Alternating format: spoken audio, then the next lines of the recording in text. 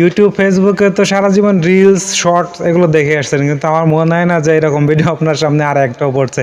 এই ভিডিওটা আমি 100 বার দেখেছি, 100 বার দেখার পরও ভাই আমার এই যে মানে যে দেখার যে একটা ইন্টারেস্ট আমার শেষ হয়নি।